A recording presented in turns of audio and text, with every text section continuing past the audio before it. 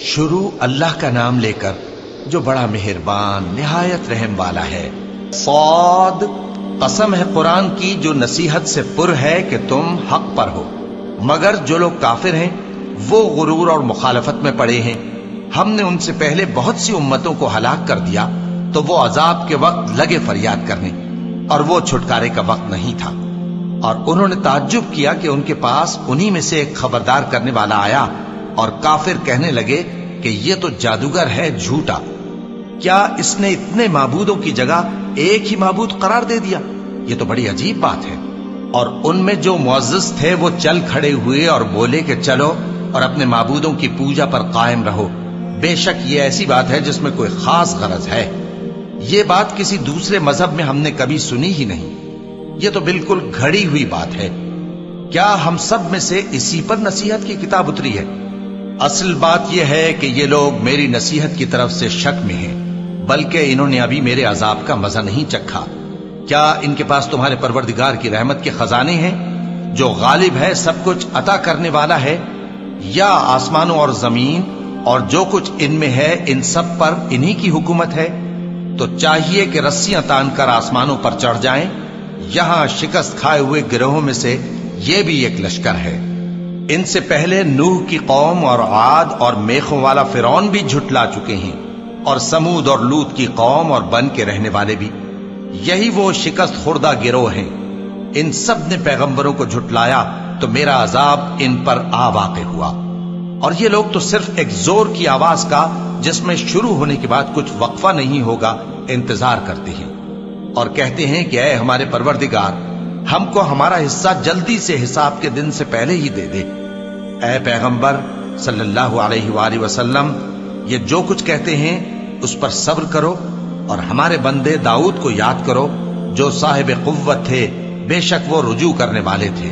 ہم نے پہاڑوں کو ان کے زیر فرمان کر دیا تھا کہ صبح و شام ان کے ساتھ تسبیح کرتے تھے، اور پرندوں کو بھی کہ وہ جمع رہتے تھے، ہر ایک ان کے آگے رجوع رہتا تھا۔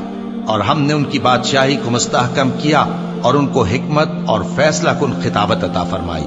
اور اے نبی صلی اللہ علیہ وآلہ وسلم، کیا تمہارے پاس ان جھگڑنے والوں کی بھی خبر آئی ہے جب وہ دیوار پھاند کر اندر داخل ہوئے؟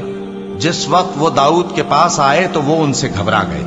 انہوں نے کہا کہ خوف نہ کیجیے، ہم دونوں کا ایک مقدمہ ہے کہ ہم میں سے ایک نے دوسرے پر زیادتی کی ہے، تو آپ ہم میں انصاف سے فیصلہ کر دیجئے اور بے انصافی نہ کیجیے گا، اور ہم کو سیدھا رستہ دکھا دیجئے۔ بات یہ ہے کہ یہ میرا بھائی ہے، اس کے ہاں 99 دمبیاں ہیں اور میرے پاس ایک دمبی ہے۔ یہ کہتا ہے کہ یہ بھی میرے حوالے کر دے، اور گفتگو میں مجھ پر حاوی ہو رہا ہے۔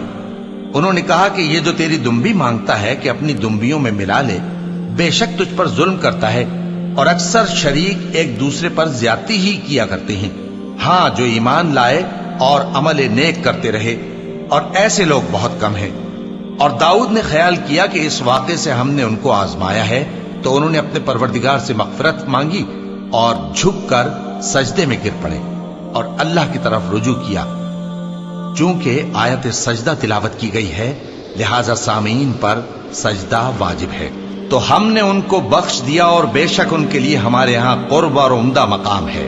اے داؤد، ہم نے تم کو زمین میں خلیفہ بنایا ہے، تو لوگوں میں انصاف کے فیصلے کیا کرو، اور خواہش کی پیروی نہ کرنا کہ وہ تمہیں اللہ کے رستے سے بھٹکا دے گی۔ جو لوگ اللہ کے رستے سے بھٹکتے ہیں ان کے لیے سخت عذاب ہے، اس لیے کہ انہوں نے حساب کے دن کو بھلا دیا۔ اور ہم نے آسمان اور زمین کو اور جو کائنات ان میں ہے اس کو بے مقصد نہیں پیدا کیا۔ یہ ان کا گمان ہے جو کافر ہیں، سو کافروں کے لیے دوزخ کا عذاب ہے۔ جو لوگ ایمان لائے اور عمل نیک کرتے رہے، کیا ان کو ہم ان کی طرح کر دیں گے جو ملک میں فساد کرتے ہیں، یا پرہیزگاروں کو بدکاروں کی طرح کر دیں گے؟ یہ کتاب جو ہم نے تم پر نازل کی ہے بابرکت ہے، تاکہ لوگ اس کی آیتوں میں غور کریں اور تاکہ اہل عقل نصیحت حاصل کریں۔ اور ہم نے داؤد کو سلیمان عطا کیے، بہت خوب بندے تھے، اور وہ اللہ کی طرف بہت رجوع کرنے والے تھے۔ جب ان کے سامنے شام کو اصیل گھوڑے پیش کیے گئے تو کہنے لگے کہ میں نے اپنے پروردگار کی یاد سے غافل ہو کر مال کی محبت اختیار کی، یہاں تک کہ آفتاب پردے میں چھپ گیا۔ بولے کہ ان کو میرے پاس واپس لاؤ۔ پھر ان کی ٹانگوں اور گردنوں پر ہاتھ پھیرنے لگے، اور ہم نے سلیمان کی آزمائش کی اور ان کے تخت پر ایک دھڑ سا ڈال دیا۔ پھر انہوں نے اللہ کی طرف رجوع کیا اور دعا کی کہ اے پروردگار، مجھے معاف فرما اور مجھ کو ایسی بادشاہی عطا فرما کہ میرے بعد کسی کو شایع نہ ہو، بے شک تو سب کچھ عطا فرمانے والا ہے۔ پھر ہم نے ہوا کو ان کے زیر فرمان کر دیا کہ جہاں وہ پہنچنا چاہتے ان کے حکم سے نرم نرم چلنے لگتی، اور جنوں کو بھی ان کے زیر فرمان کیا۔ یہ سب عمارتیں بنانے والے اور غوطہ مارنے والے تھے، اور کچھ دوسروں کو بھی جو زنجیروں میں جکڑے ہوئے تھے۔ ہم نے کہا یہ ہماری بخشش ہے، چاہو تو احسان کرو یا رکھ چھوڑو، تم سے کچھ حساب نہیں ہے، اور بے شک ان کے لیے ہمارے ہاں قرب اور عمدہ ٹھکانہ ہے۔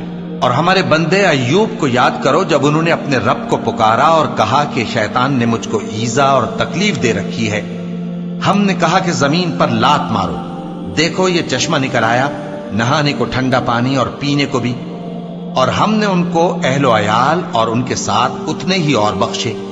یہ ہماری طرف سے رحمت اور عقل والوں کے لیے نصیحت تھی۔ اور ہم نے کہا اپنے ہاتھ میں تنکوں کا ایک مٹھا لو، پھر اس سے مار لو اور قسم نہ توڑو، بے شک ہم نے ان کو ثابت قدم پایا، بہت خوب بندے تھے، بے شک وہ بہت رجوع کرنے والے تھے۔ اور ہمارے بندوں ابراہیم اور اسحاق اور یعقوب کو یاد کرو جو قوت والے اور صاحب نظر تھے۔ ہم نے ان کو ایک صفت خاص آخرت کے گھر کی یاد سے ممتاز کیا تھا، اور وہ ہمارے نزدیک منتخب اور خوبی والوں میں سے تھے۔ اور اسماعیل اور الیسع اور ذوالکفل کو یاد کرو، اور یہ سب بھی خوبی والوں میں سے تھے۔ یہ نصیحت ہے اور پرہیزگاروں کے لیے تو عمدہ ٹھکانہ ہے، ہمیشہ رہنے کے باغ جن کے دروازے ان کے لیے کھلے ہوں گے، ان میں تکیے لگائے بیٹھے ہوں گے، اور کھانے پینے کے لیے بہت سے میوے اور مشروبات منگاتے رہیں گے، اور ان کے پاس نیچی نگاہ رکھنے والی اور ہم عمر حوریں ہوں گی۔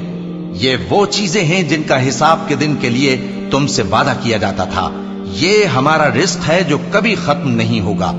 یہ نعمتیں تو فرمانبرداروں کے لیے ہیں، اور سرکشوں کے لیے برا ٹھکانہ ہے، یعنی دوزخ جس میں وہ داخل ہوں گے، اور وہ بری آرامگاہ ہے۔ یہ کھولتا ہوا گرم پانی اور پیپ ہے، اب اس کے مزے چکھیں، اور اسی طرح کے اور بہت سے عذاب ہوں گے۔ یہ ایک فوج ہے جو تمہارے ساتھ گھستی چلی آ رہی ہے، ان کو خوشامدید نہ کہا جائے۔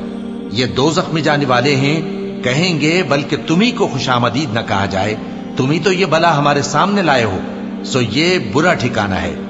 وہ کہیں گے اے پروردگار، جو اس کو ہمارے سامنے لایا ہے اس کو دوزخ میں دگنا عذاب دے، اور کہیں گے کیا سبب ہے کہ یہاں ہم ان لوگوں کو نہیں دیکھتے جن کو ہم بروں میں شمار کرتے تھے؟ کیا ہم نے ان سے ٹھٹھا کیا ہے، یا ہماری آنکھیں ان کی طرف سے پھر گئی ہیں؟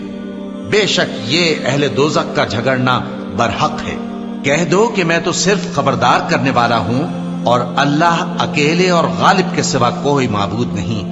جو آسمانوں اور زمین اور جو مخلوق ان میں ہے سب کا مالک ہے، غالب ہے، بخشنے والا۔ کہہ دو کہ یہ ایک بڑی ہولناک چیز کی خبر ہے جس کو تم دھیان میں نہیں لاتے۔ مجھ کو اوپر کی مجلس والوں کا جب وہ جھگڑتے تھے کچھ بھی علم نہ تھا، میری طرف تو یہی وحی کی جاتی ہے کہ میں کھلم کھلا خبردار کرنے والا ہوں۔ جب تمہارے پروردگار نے فرشتوں سے کہا کہ میں مٹی سے انسان بنانے والا ہوں، جب میں اس کو درست کر لوں اور اس میں اپنی روح پھونک دوں تو اس کے آگے سجدے میں گر پڑنا، سو تمام فرشتوں نے سجدہ کیا مگر ابلیس کہ وہ اکڑ بیٹھا اور کافروں میں ہو گیا۔ اللہ نے فرمایا کہ اے ابلیس، جس شخص کو میں نے اپنے ہاتھوں سے بنایا اس کے آگے سجدہ کرنے سے تجھے کس چیز نے منع کیا؟ کیا تو غرور میں آ گیا یا اونچے درجے والوں میں تھا؟ بولا کہ میں اس سے بہتر ہوں کہ تو نے مجھ کو آگ سے پیدا کیا اور اسے مٹی سے بنایا۔ فرمایا بس یہاں سے نکل جا، تو مردود ہے اور تجھ پر قیامت کے دن تک میری لعنت پڑتی رہے گی۔ کہنے لگا کہ میرے پروردگار، اچھا تو مجھے اس روز تک کہ لوگ اٹھائے جائیں مہلت دے۔ فرمایا کہ تجھ کو مہلت دی جاتی ہے اس روز تک جس کا وقت مقرر ہے۔ کہنے لگا کہ مجھے تیری عزت کی قسم، میں ان سب کو بہکاتا رہوں گا سوائے ان کے جو تیرے چنے ہوئے بندے ہیں۔ فرمایا ٹھیک ہے، اور میں ٹھیک ہی کہتا ہوں، کہ میں تجھ سے اور جو ان میں سے تیری پیروی کریں گے سب سے جہنم کو بھر دوں گا۔ اے پیغمبر کہہ دو کہ میں تم سے اس کا صلہ نہیں مانگتا اور نہ میں بناوٹ کرنے والوں میں ہوں۔ یہ قرآن تو اہل عالم کے لیے نصیحت ہے اور تم کو اس کا حال کچھ وقت کے بعد معلوم ہو جائے گا۔